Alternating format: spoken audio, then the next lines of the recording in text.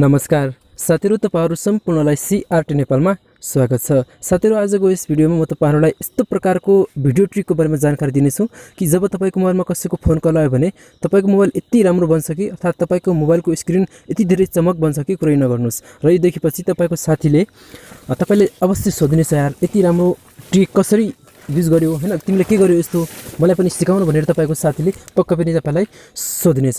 र साथीहरु, तपाईले पनि यस्तै प्रकारको चमक बनाउन चाहनुहुन्छ आफ्नो मोबाइल र यो भिडियो ट्रिक युज गर्न चाहनुहुन्छ भने भिडियोलाई अन्त्यसम्म हेर्नु होला।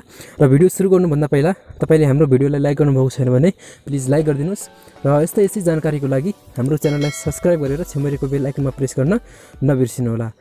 र त अब भिडियो सुरु गरौँ। ओके साथीहरु, तपाईहरु पनि यस्तै प्रकारको चमक बनाउन चाहनुहुन्छ भने तपाईले एकचोटी यो प्ले स्टोरलाई ओपन गर्नु होला। र प्ले स्टोर ओपन गरिसकेपछि तपाईले सर्च बारमा यहाँनिर कल फ्ल्यास भनेर सर्च गर्नुभयो भने तपाईले यस एप्लिकेसनलाई भेटाउन सक्नुहुन्छ। र भेटाइसकेपछि यसलाई इन्स्टल गर्नु होला। ओके, र यसको लिंक मैले तर डिस्क्रिप्सनमा पनि राखिदिएको छु, तपाईले त्यहाँबाट पनि यसलाई डाउनलोड गर्न सक्नुहुन्छ। र यसलाई डाउनलोड गरिसकेपछि यसलाई ओपन गर्नुहोस्। र त्यसपछि साथीहरु, तपाईले यहाँनिर यस प्रकारको इन्टरफेस देख्न सक्नुहुन्छ। यहाँनिर यसले जति पनि परमिसन माग्छ तपाईले त्यसलाई अलाउ गरिदिनु होला। ओके, यहाँनिर यी परमिसनहरुलाई तपाईले यहाँनिर सेट गरिदिनु होला, अलाउ गरिदिनु होला। जति पनि परमिसन माग्छ त्यो सबैलाई तपाईले यहाँबाट कल फ्ल्यास हुनेछ, यसलाई पनि यसरी अलाउ गरिदिनु होला। ओके, र त्यसपछि साथीहरु तपाईले देख्न सक्नुहुन्छ यसमा विभिन्न प्रकारका ब्याकग्राउन्डहरु तपाईले देखिराख्नु भएको छ। ब्याकग्राउन्ड धेरै छन्।